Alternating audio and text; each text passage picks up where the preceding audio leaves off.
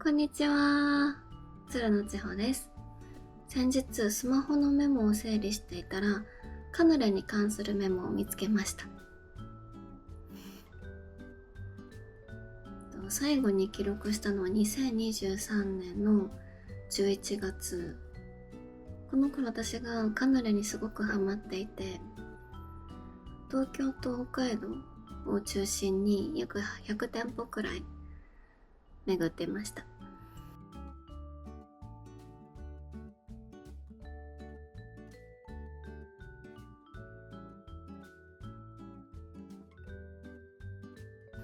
今回はその100店舗の中から特に印象に残っているカヌレのお店を8店舗ご紹介します。約3年前の記録なので、現在は閉店してしまっていたり、カヌレの販売を終了してしまっているお店もあったんですけど、ただ今回ご紹介するお店は現在も販売されているものが多そうだったので、気になるお店があればぜひ参考にしていただけたら嬉しいなと思います。ではスタート。スマホのメモをこのノートカヌレに書き写したので、今日はこれを見ながらお話ししようと思います。まずおすすめをご紹介する前に、私のカヌレの好みをまずお話ししようと思います。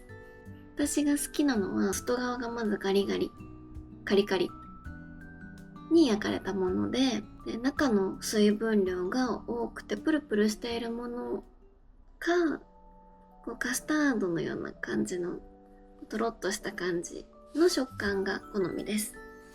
ラム酒は香ってバニラビーンズも入ってたらもう最高って感じです。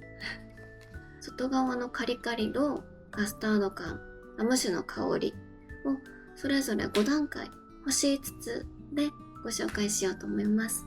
今回選んだ8店舗のうち5店舗が関東のお店で3店舗が北海道のお店です。早速、まず1店舗目は西日暮里にある谷中銀座カヌレパパンさんのカヌレクラシックです。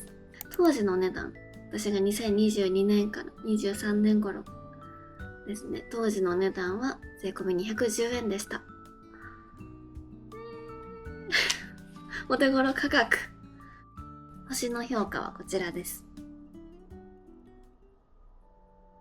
当時のメモでは小ぶりなサイズで外側はしっかりガリガリ感、中はカスタード感が濃厚でカラメルのほろ苦さも感じます。ラム酒は控えめ。塩バター味の方は塩味はしっかり感じる一方でバター感はやや控えめ。また食べたいと書いてあります。塩バター味も食べてます。クラシックも塩バター味もどちらも外側のクラスト生地はかなりハードでガリガリ好きには本当におすすめです。他にもいろんな味があったのでまた訪れたいなと思います。2店舗目は埼玉県のパティスリーラ・リベルテさんのカヌレリベルテです。当時は366円税別でした。星の評価はこちらです。メモによると、外側はカリカリというよりバリバリガリガリ、外側の厚みがかなりあるので中のもちもち感は控えめ。ラム酒はしっかり香ってバニラビーンズもしっかり確認できましたとのことです。私は渋谷スクランブルスクエアにあるカヌレマニアという場所で購入しました。全国各地のカヌレが集まっているので見ているだけでも楽しい場所です。ガリガリ食感が好きな方にはぜひ食べてほしい商品です。またスクランブルスクエアに行ったら購入したいです。今もあるのかな？次行ったらチェックします。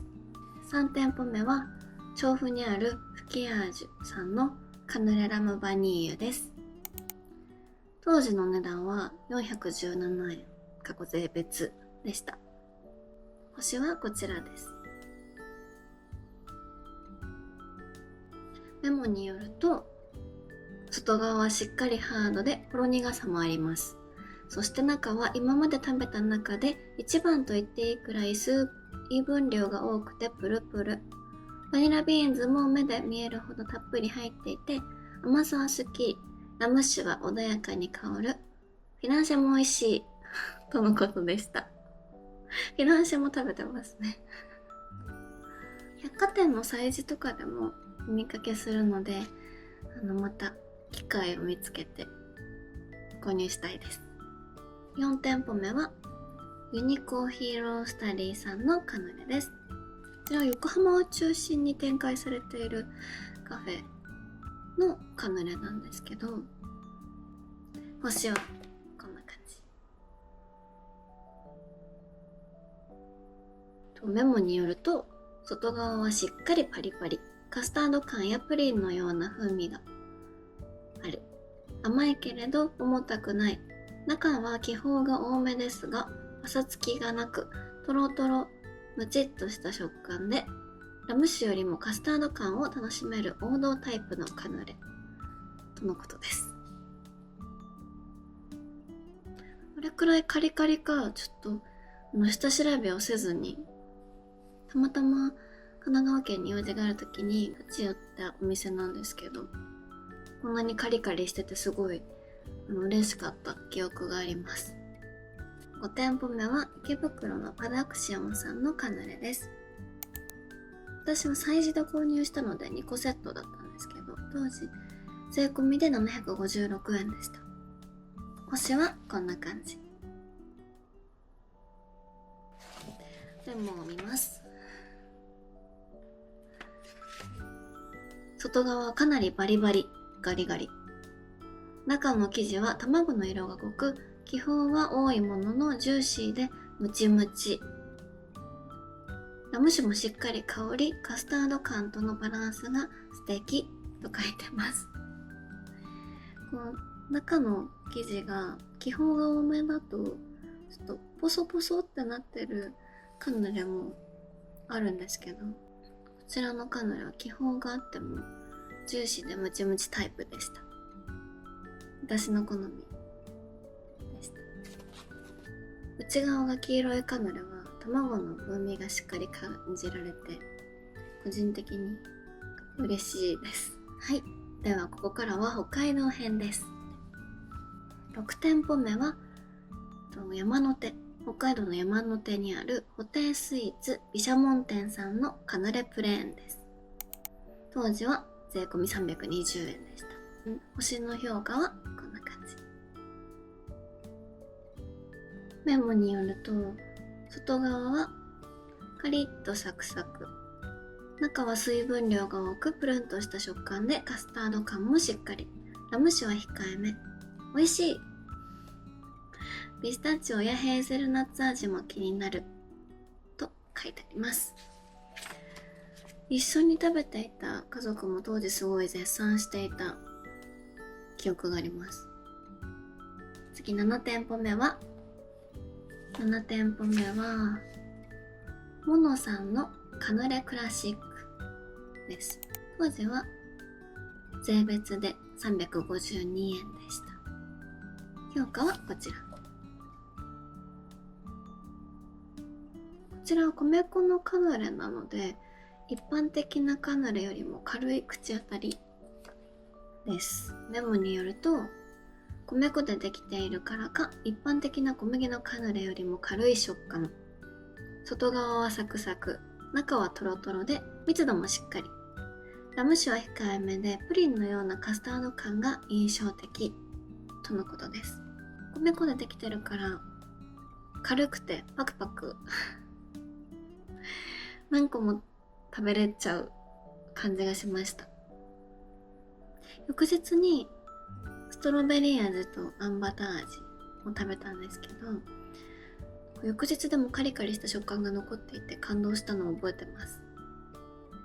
カヌレは当日がやっぱり一番カリカリだと思っていたので、翌日でもそのカリカリが持続していてすごい嬉しかったのを覚えてます。次、最後8店舗目は札幌のパティスリーラネージュさんのトウキビカヌレです。トウキビはトウモロコシという意味です。方言です。